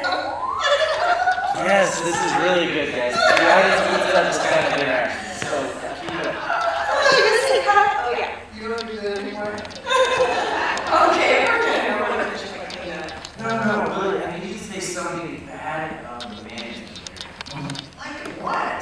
Okay, Lily, when was the last time you got a raise? Why couldn't we about that? Okay, do it. Okay. So, Darla, when was the last time anybody got a raise? I don't think anyone in the front of the house has ever gotten a raise. George only cares about the kitchen staff. My rate goes up every year, and I've never gotten a raise. And why does George always bigger in the kitchen and nor us? I mean, doesn't he know we're the face of the grill? And if we're unhappy, Maybe we should tell George we want a raise. oh, it'll probably be a waste of time, Darla. I don't think George cares. Good job, guys. Okay, now you can finish cleaning up. Sure you want to say that?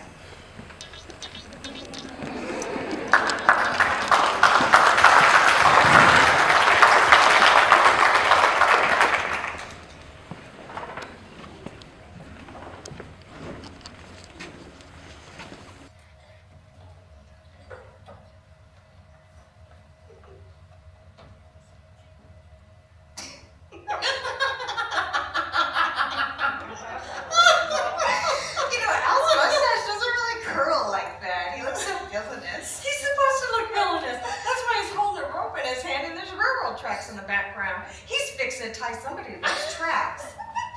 And Pierre looks like some sort of alchemist or sorcerer conjuring fire and smoke. But that's realistic for Pierre. That's his normal day working online. And you and I got off relatively easy. I mean, I kind of like that whip in your hand demanding obedience, so to speak. Although, my skirt is not that short and my boobs aren't nearly that big. No. No. Well, who hung these up anyway? Is there an artist in our midst? You know, they were up when I got here and they're not signed. Well, that's probably a good thing. Because you know Al's going to have a cat when he sees his. He doesn't have much of a sense of humor. And Pierre won't see the humor in his either, but that's because he really does think he can control the elements. Good morning, ladies.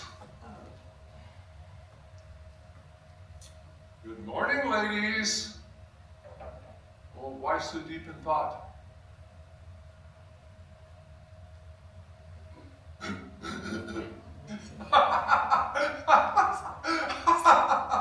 Pierre, get your butt out here. You're going to be famous.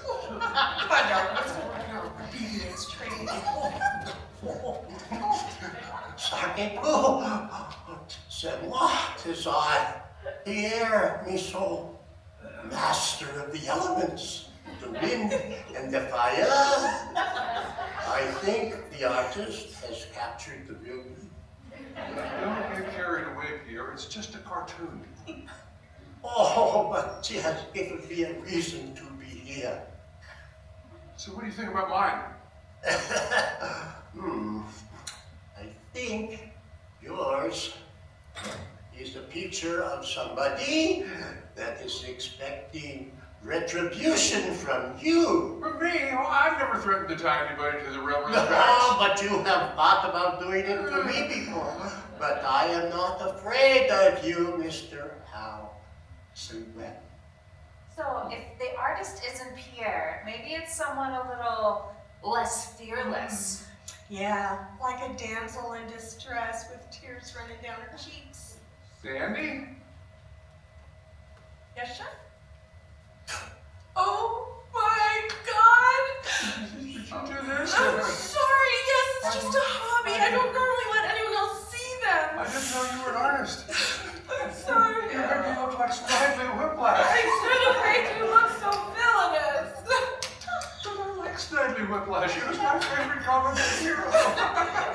Sandy, you gotta calm down and quit crying. Nothing's wrong. Everyone loved your caricatures. What else did it made him look like Snidely Whiplash, the famous cartoon villain? Do you disagree? Isn't that exactly how you were trying to portray him? Yes, but... Sandy, as an artist, you have artistic license to poke fun at them. It's not criticizing them, it's just observing their quirks. But what about when their quirks sting? Well, they're supposed to sting a little.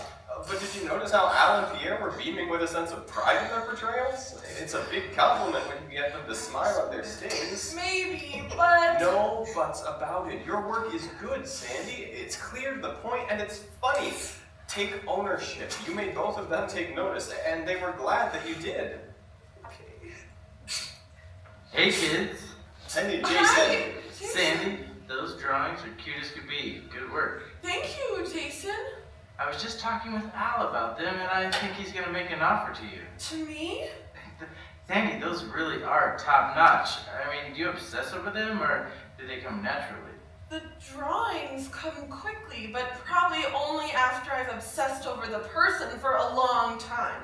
The one of Al probably took less than half an hour to draw, but I've been obsessing over Al for weeks. For weeks? Yeah, I get scared easily, and the drawing was therapy. Seeing Al portrayed as a cartoon villain made him way less intimidating. And what about Pierre? Pierre, I'm afraid of too. Not in the same way I'm scared of Al, though. Pierre, I'm afraid he's gonna blow me up or chop me in half. Yes, another one of Pierre is a stage magician, sawing her in half. Sandy, do you have any idea how valuable this skill of yours is? We're trying to make over the grill, and I mean, the grill doesn't just sell food, it sells the people, and your drawings make the people more interesting. So, do you think Al will want to post them up on the back wall permanently? I think hanging them up is just the beginning. They should be in the menus and in the advertising. Everyone who works at the grill should be larger than life. Of course, people will come to eat, but more than that, they'll come to meet the stars of the Airport Grill story. Al wants to do all of this? I'm sure he does, although he may not know it yet. Chadwick, I believe you're the one who printed and posted these up? Guilty as charged. Well, then you're the one who really discovered Sandy's talent. I need you to work with Al on these ideas to develop them. Al's alright as a workhorse, but not so much a creative, and I need you to help him develop these ideas. So, should we set up a meeting with Al? No, don't. I'll make sure that he sets one up with you. I'm working with him on his creative vision, and but I'll make sure he gets in touch with you when he's ready. It won't be long, though.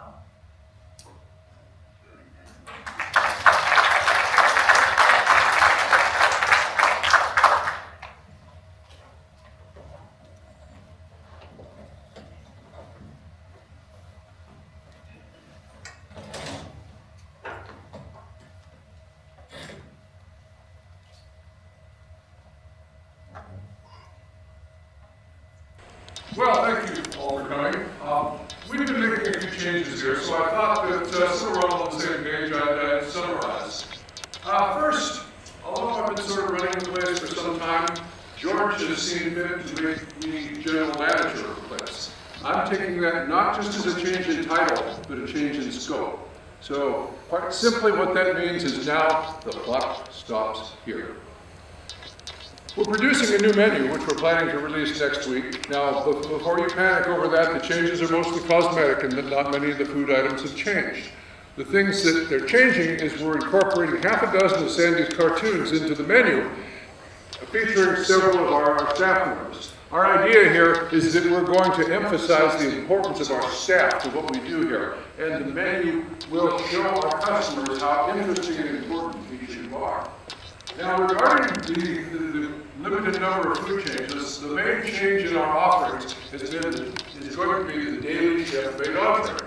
And Pierre is being promoted to lead chef because he's the one who will come out front and finish off the daily chef made entree in front of the main dining room. So, let's all have a round of applause for Pierre. I would like to thank you all for making me and giving me the position. Oh, and long draw. I now crown you, Chef Pierre.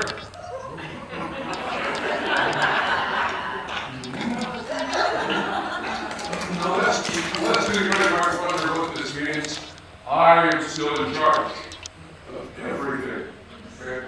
But to the public, Pierre is our chef. I have a question. Because you made such an interesting character of here. You didn't make such an interesting character yourself, did you? Well, I was in the box that Pierre was sawing in half. Well, yes, that's right, you were, but what could we do with that? I mean, we could make it appropriate to be in two places at once, but it does not sound appetizing, Sandy. All right, Jason, is there anything you'd like to add to this before we close the meeting then? Well, only that, as you all know, we've been getting a bunch of our background shots this week, and I've been reviewing the footage, and I just want to say how happy I am with everything we've captured so far. You guys are naturals. So, we'll be here for a few more days, and then we'll be out of here. All right, I guess that concludes our meeting. Thank you all for coming.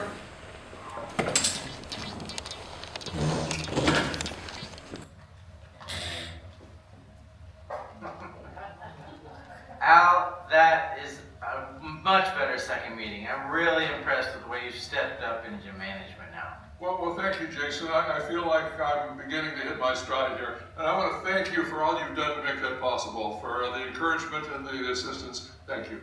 You bet.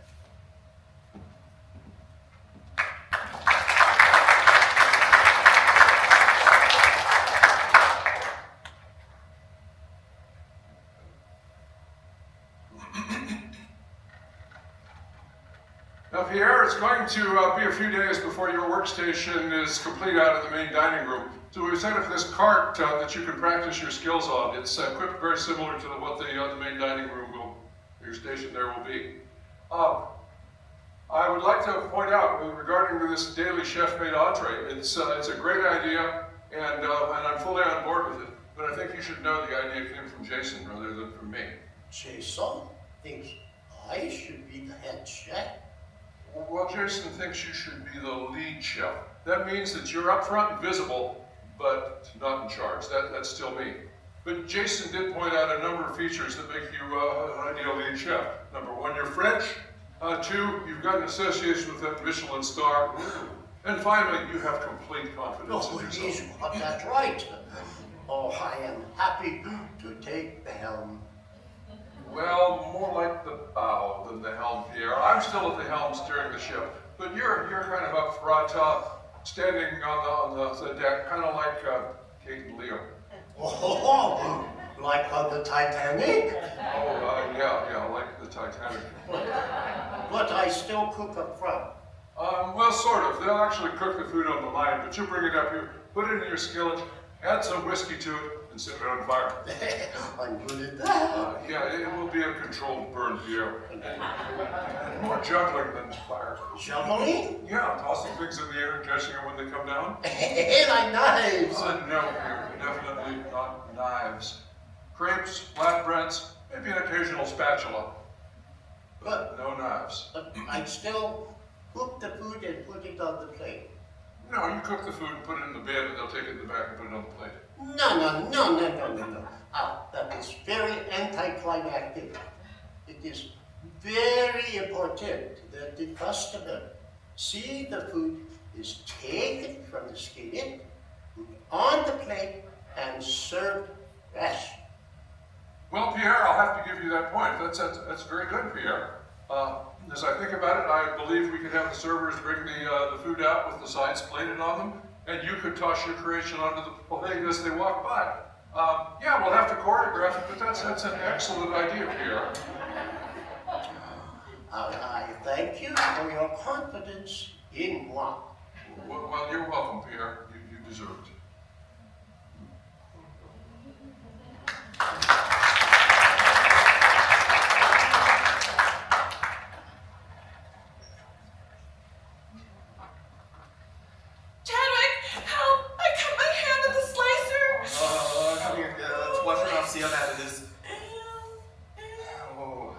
Painful, but I don't think it'll need stitches. Here, let me get the first aid kit.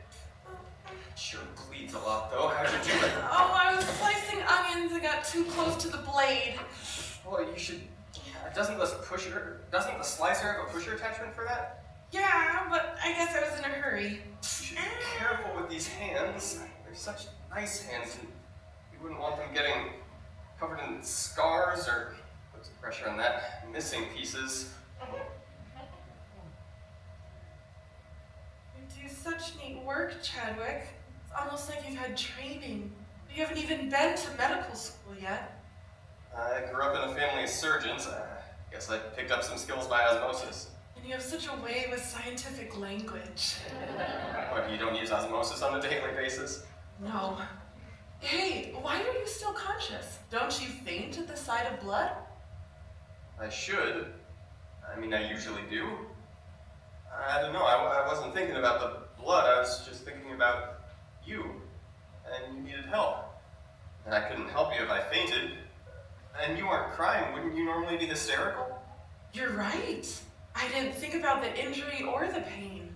When you took charge, I just felt so taken care of. I didn't even feel the pain. All I felt was your caring touch. You make me feel more sure of myself. You make me feel that way too, Chadwick. And I think I'm gonna gag. Jesus, what would happen if you'd been caught in one of Pierre's stunts and you'd nearly be blown up? Would you be having sex on the bar here? Sorry, Al, it won't happen again. Yes it will. And that's okay. Just don't let it happen during service hours or in front of our guests. We're not in the business of providing that kind of entertainment. But I am happy to see you two behaving in a more adult manner in response to a relatively minor incident. You both need to work on that. Sandy? Yeah. As we've seen, you're quite a capable woman who could really go places if you'd learn to control your emotions. Thank you, Al. And Chadwick, you're a very valuable person to us and a very valuable person in general. But you need to work on that blood thing because your calling is medical school and you need to get on with that, okay? Yeah. All right. Now let's get back to work.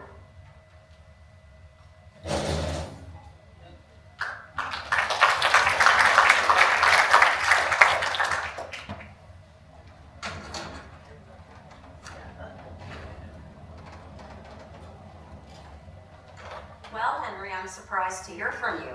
I hear reports that you've been a bad boy. Well, it goes to show you can't believe everything you hear now. Tell me, Henry, what should I believe? Oh, perhaps that I've been busy putting a deal together. Yep, that much I have heard, and I thought we had agreed you wouldn't do such a thing. Well, I promise not to take any action that would interfere with your efforts, and I am not reneging on that promise. Henry, what is your end game here? Ooh, endgame. You show me yours, I'll show you mine. We can play that kind of game some other time, Henry, but for now, this is business. Okay, so you have contacts everywhere just like I do, so I probably know as much about what you're thinking as you know about what I'm thinking. But it's probably too early for either one of us to say just exactly what we're up to. You're probably right. But let me give you just a little peek. Now, Jordy, we go way back. And as much as I like to make money and close deals, I would never knowingly do anything to harm you. So my promise is rock solid. I won't take any adverse actions that would mess you up what you're doing. Okay, Henry, I'll take you for your word, because as you say, we go way back. So, tell me about the peak. Ah, yes, well, take me at my word that concerning Airpot Grill, I know what your strategic plans are, and I know those plans are going to come with a hefty price tag. Now, I have a money backer who has a vested interest in the grill and has expressed an interest in investing in my next venture. So it could be that we'll have an alignment of interest, creating a synergy that benefits us all. Okay, I'm interested, but just so that you know, I know who your money backer is, and I know what his interests are in the grill. And let's just talk about that plan a little bit more.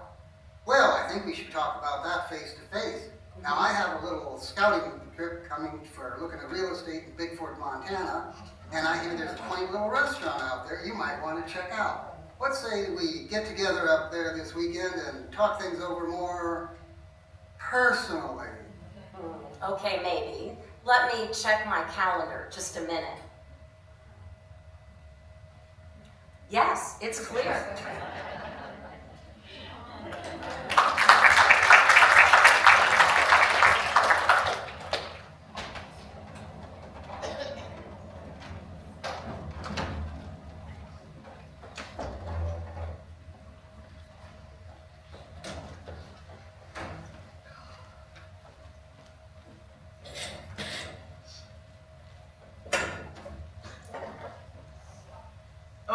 Okay, it is time for a status report, and I've gathered you all here to deliver that report.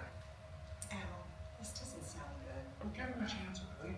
As you all know, our plan was to produce a Dining Disasters episode. Our intent was to film it all in 2 weeks and be out of here.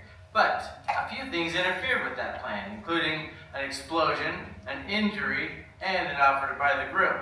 Well, the bottom line is, we've decided to pull the plug on that plan. Pull the plug.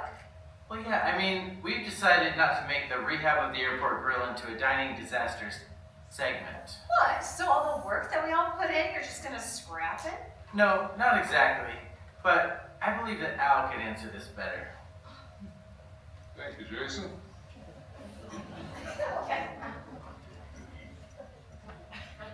Well, there's been a lot happening here, so let me start at the beginning. As I think you're all aware, George was getting burned out and was getting ready to retire. And then he got an offer to buy the grill. From that crazy guy that wants to turn it into a laundromat? Yeah, Willie, that one. Oh, that's a nutty idea. Al, did anybody say anything to him? George probably didn't care, he just wanted out.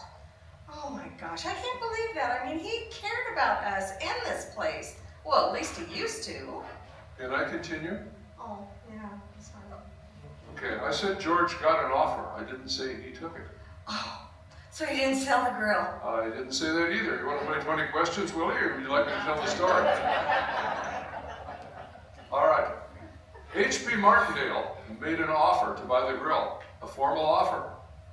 But before George had a chance to accept that offer, he got another offer that he liked even better. Jason, why don't I let you explain that offer? Thanks, Al.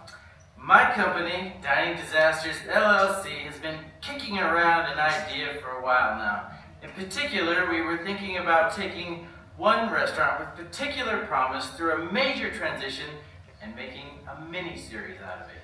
We were just waiting for the right opportunity to come along. Of course, we liked the concept of the Airport Grill, but it was a stretch no matter what kind of intervention we did to make it profitable in such a small town. So are you going to move it? No, patience, Willie. Not exactly. We think it can be refined and re-implemented a number of times to create a small chain of restaurants. We've got the history, we've got the staff, we've got the personality, and with all the publicity we can get making it over, well, what really makes the Airport Grill what it is comes from the personalities of the staff. We'd like to keep the staff, but it's going to be much more than a restaurant. It's going to be a reality show. So, you're still going to do restaurant work, but you're going to be doing it in front of a camera. Now, hold on. We know that this may come as a bit of a shock to some of your systems, so we are prepared to make a special offer to each of you. In addition to some residuals, which may be significant if the show is a success, we are willing to triple each of your compensation levels, including the front of the house. Okay, now this is going to come with some sacrifices. Pierre, your accidents and explosions are going to have to be approved by the stunt coordinator. No more going rogue on the gas explosions. And Sandy, we make plans for your drawings. We would like to use them as part of our new image. We will compensate you fairly, of course. And finally, Chadwick, your insight and barista skills brings people together here. So we'd like you to ask you to put off medical school for 1 more year while you decide if you want to be a real doctor or just play one on TV. So, do you think you guys can get on board with this? Oh, yeah. All right,